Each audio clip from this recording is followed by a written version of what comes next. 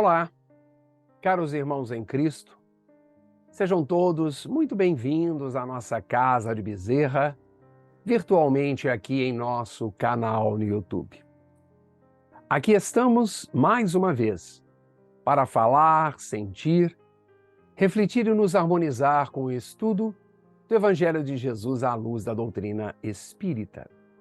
E como sempre fazemos, que os amorosos amigos espirituais continuem nos amparando nestes grandes desafios. Esse é o nosso singelo pedido. Vamos nos permitir uma pausa para a reflexão e harmonização de nossas mentes e corações, sempre voltados para a luz que nos direciona ao bem. E hoje eu quero falar com vocês sobre a execução de João Batista, que está no Evangelho de Mateus, capítulo 14, versículos 1 a 12. E nestes versículos, no capítulo, encontramos: naquele tempo, Herodes, o tetrarca, veio a conhecer a fama de Jesus e disse aos seus oficiais: certamente se trata de João Batista.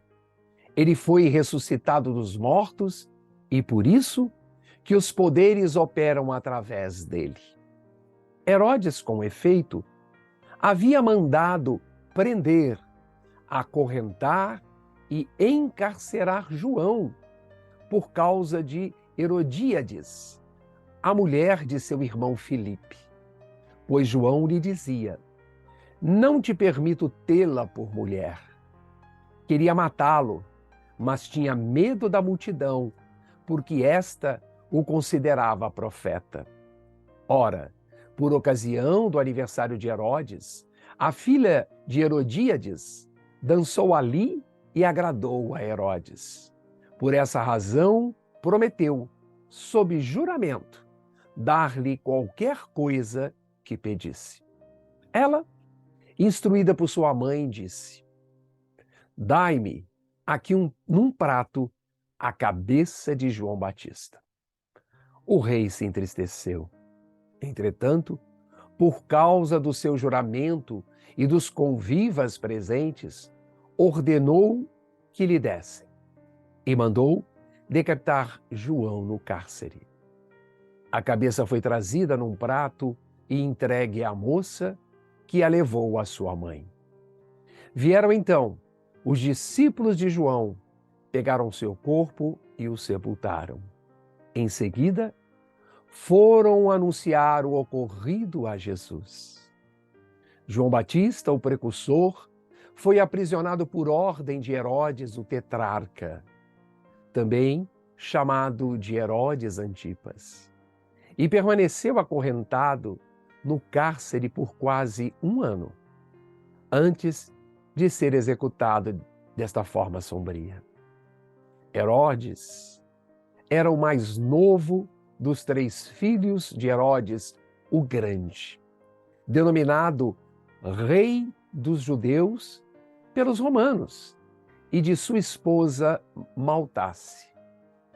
Em seu testamento, Herodes legou seu reino a 3 de seus filhos, a Judéia e a Samaria para Arquelau, a Galileia e a Pérea para Antipas, e os outros territórios do Nordeste para o seu filho Filipe. E esses legados foram ratificados por Augusto, o imperador romano. E, caros irmãos, nos evangelhos, ele aparece com destaque principalmente por causa de sua participação no aprisionamento e execução de João Batista, bem como por causa de seu breve encontro com Jesus, quando o Senhor lhe foi enviado por Pilatos para ser julgado. Isso está registrado também que, em certa ocasião, Jesus o descreveu como essa raposa. Era o mais capaz dos filhos de Herodes e, tal qual seu pai, foi um grande edificador. A cidade de Tiberíades, no lago da Galileia, foi edificada por ele e foi assim chamada em honra ao imperador Tibério. Casou-se com a filha do rei Nabateu, Arestas IV, mas se divorciou mais à frente. Divorciou-se dela a fim de casar-se com Herodias, esposa de seu meu-irmão Herodes Filipe. E João Batista incorreu na ira de Antipas por haver denunciado seu segundo casamento como ilegal. Aí começou a confusão. Arestas, naturalmente, se ressentiu do insulto feito à sua filha e aproveitou-se dessa oportunidade para poucos anos mais tarde declarar guerra contra Antipas. As forças leais a Antipas foram derrotadas. E no ano de 34 depois de Cristo, Antipas, denunciado ao imperador Gaio por seu sobrinho Agripa como um conspirador. O que aconteceu? Foi deposto de sua tetrarquia e terminou seus dias no exílio. João Batista foi, acima de tudo, um espírito forte. Todas as adversidades sofridas não abateram o ânimo desta grande alma.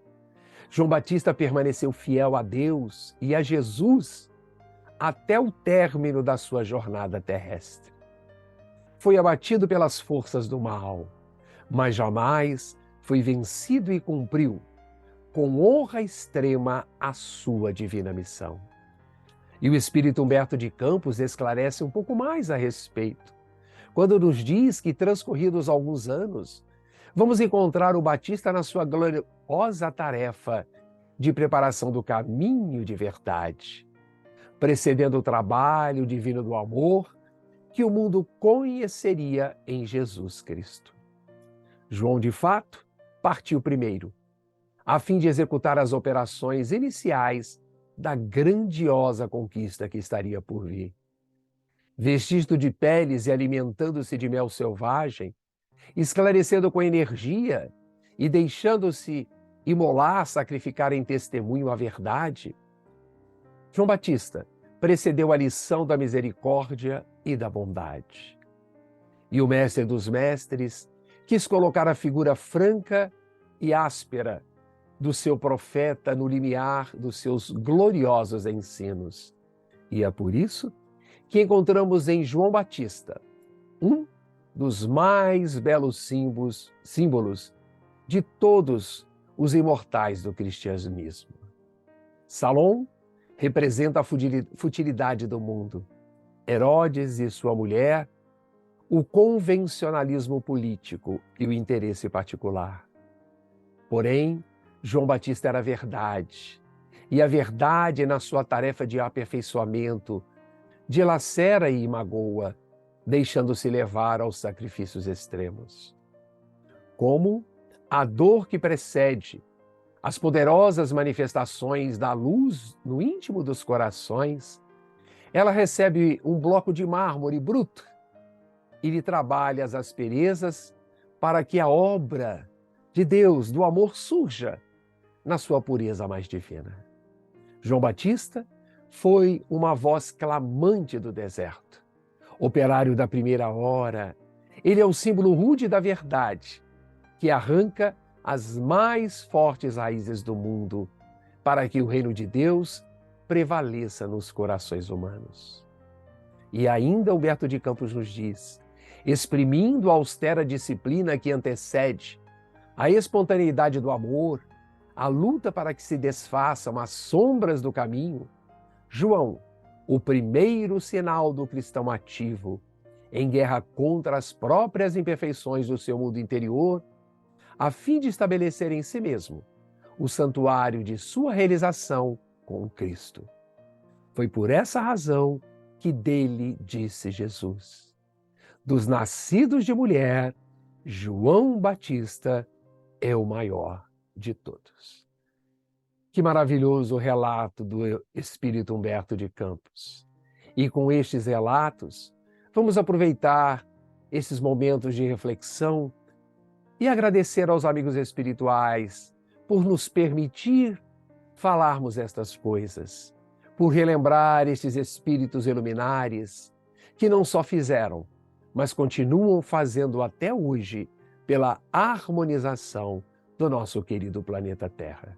E que os amigos espirituais continuem nos confortando. E essas são as nossas mensagens e reflexões para o dia de hoje. Se essa mensagem fez sentido para você, por que não compartilhar? Deixe abaixo seus comentários, divulgue essa mensagem do estudo do Evangelho à luz da doutrina espírita. Muita paz e até o nosso próximo encontro.